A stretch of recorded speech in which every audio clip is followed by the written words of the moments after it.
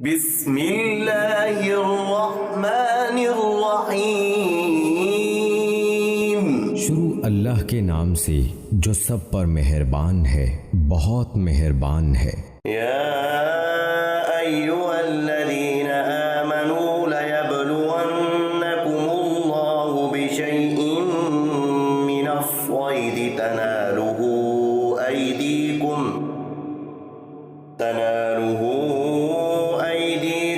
ورماحکم لیعلم اللہ من یخافہ بالغیب فمن اعتدى بعد ذلك فله عذاب علیم۔ اے ایمان والو، اللہ تمہیں شکار کے کچھ جانوروں کے ذریعے ضرور آزمائے گا جو تمہارے ہاتھوں اور تمہارے نیزوں کی زد میں آ جائیں گے، تاکہ وہ یہ جان لے کہ کون ہے جو اسے دیکھے بغیر بھی اس سے ڈرتا ہے۔ پھر جو شخص اس کے بعد بھی حد سے تجاوز کرے گا وہ دردناک سزا کا مستحق ہوگا۔ جیسا کہ اگلی آیت میں آ رہا ہے، جب کوئی شخص حج یا عمرے کا احرام باندھ لے تو اس کے لیے خشکی کے جانوروں کا شکار کرنا حرام ہو جاتا ہے۔ عرب کے صحراؤں میں کسی شکار کا مل جانا مسافروں کے لیے ایک نعمت تھی۔ اس آیت میں فرمایا گیا کہ احرام باندھنے والوں کی آزمائش کے لیے اللہ تعالیٰ کچھ جانوروں کو ان کے اتنا قریب بھیج دے گا کہ ان کے نیزوں کی زد میں ہوں گے۔ اس طرح ان کا امتحان لیا جائے گا کہ کیا وہ اللہ تعالیٰ کے حکم کی تعمیل میں اس نعمت سے پرہیز کرتے ہیں۔ اس سے معلوم ہوا کہ انسان کے ایمان کا اصل امتحان اسی وقت ہوتا ہے جب اس کا دل کسی ناجائز کام کے لیے مچل رہا ہو، اور وہ اس وقت اللہ تعالیٰ سے ڈر کر اس ناجائز کام سے باز آ جائے۔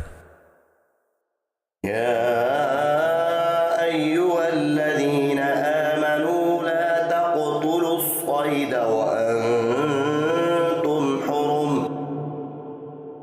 ومن قتله منکم متعمدا فجزاء مثل ما قتل من النعم يحكم به ذوى عدل منكم هديا بالغ الكعبة أو كفارة طعام مساكين أو عدل ذلك صياما ليذوق وبال أمره عفى الله عما سلف ومن عاد فينتقم الله منه والله عزيز ذو انتقام۔ اے ایمان والو، جب تم احرام کی حالت میں ہو تو کسی شکار کو قتل نہ کرو، اور اگر تم میں سے کوئی اسے جان بوجھ کر قتل کر دے تو اس کا بدلہ دینا واجب ہوگا، جس کا طریقہ یہ ہوگا کہ جو جانور اس نے قتل کیا ہے اس جانور کے برابر چوپایوں میں سے کسی جانور کو، جس کا فیصلہ تم میں سے 2 دیانتدار تجربہ کار آدمی کریں گے، کعبہ پہنچا کر قربان کیا جائے، یا اس کی قیمت کا کفارہ مسکینوں کو کھانا کھلا کر ادا کیا جائے، یا اس کے برابر روزے رکھے جائیں، تاکہ وہ شخص اپنے کیے کا بدلہ چکھے۔ پہلے جو کچھ ہو چکا اللہ نے اسے معاف کر دیا، اور جو شخص دوبارہ ایسا کرے گا تو اللہ اس سے بدلہ لے گا، اور اللہ اقتدار اور انتقام کا مالک ہے۔ اگر کوئی شخص احرام کی حالت میں شکار کرنے کا گناہ کر لے تو اس کا کفارہ اس آیت میں بیان کیا گیا ہے، جس کا خلاصہ یہ ہے کہ جس جانور کا شکار کیا ہے اگر وہ جانور حلال ہو تو اسی علاقے کے 2 تجربہ کار دیندار آدمیوں سے اس جانور کی قیمت لگائی جائے، پھر چوپایوں یعنی گائے، بیل، بکری وغیرہ میں سے اس قیمت کے کسی جانور کی قربانی حرم میں کر دی جائے، یا اس کی قیمت فقراء میں تقسیم کر دی جائے۔ اور اگر کسی ایسے جانور کا شکار کیا جو حلال نہیں ہے، مثلا بھیڑیا، تو اس کی قیمت ایک بکری سے زیادہ نہیں سمجھی جائے گی۔ اور اگر کسی شخص کو مالی اعتبار سے قربانی دینے یا قیمت فقراء میں تقسیم کرنے کی گنجائش نہ ہو تو وہ روزے رکھے۔ روزوں کا حساب اس طرح ہوگا کہ اس جانور کی جو قیمت بنی تھی اس میں سے 2.25 سیر گندم کی قیمت کے برابر 1 روزہ سمجھا جائے گا۔ آیت کی یہ تشریح امام ابو حنیفہ رحمۃ اللہ علیہ کے مذہب کے مطابق ہے۔ ان کے نزدیک اس جانور کے برابر چوپایوں میں سے کسی جانور کا مطلب یہ ہے کہ پہلے شکار کیے ہوئے جانور کی قیمت لگائی جائے، پھر اس قیمت کا کوئی چوپایا حرم میں ذبح کیا جائے، تفصیل فقہ کی کتابوں میں درج ہے۔ أحل لكم صيد البحر وطعامه متاعا لكم وللسيارة وحرم عليكم صيد البر ما دمتم حرما واتقوا الله الذي إليه تحشرون۔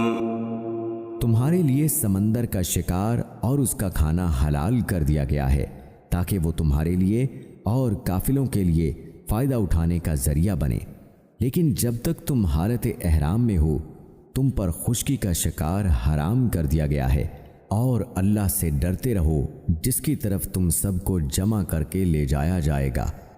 جعل الله الكعبة البيت الحرام قياما للناس والشهر الحرام والهدي والقلائد ذلك لتعلموا أن الله يعلم ما في السماوات وما في الأرض وأن الله بكل شيء عليم۔ اللہ نے کعبے کو جو بڑی حرمت والا گھر ہے لوگوں کے لیے قیام امن کا ذریعہ بنا دیا ہے، نیز حرمت والے مہینے، نذرانے کے جانوروں اور ان کے گلے میں پڑے ہوئے پٹوں کو بھی امن کا ذریعہ بنایا ہے۔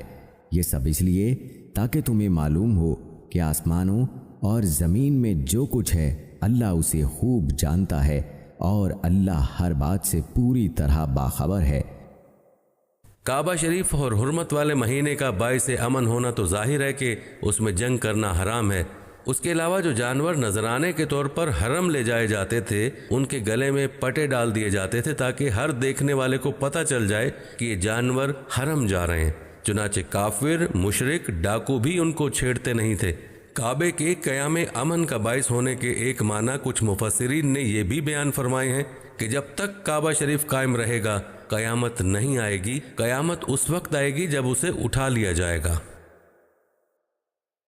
اعلموا ان اللہ شدید العقاب وان اللہ غفور رحیم۔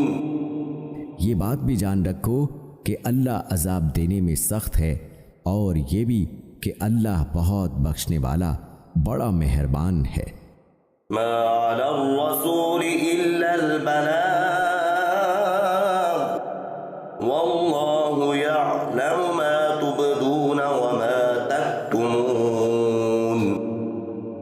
رسول پر سوائے تبلیغ کرنے کے کوئی اور ذمہ داری نہیں ہے، اور جو کچھ تم کھلے بندوں کرتے ہو اور جو کچھ چھپاتے ہو اللہ ان سب باتوں کو جانتا ہے۔ قل لا يستوي الخبيث والطيب ولو أعجبك كثرة الخبيث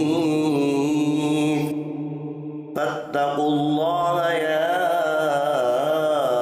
أولي الألباب لعلكم تفلحون۔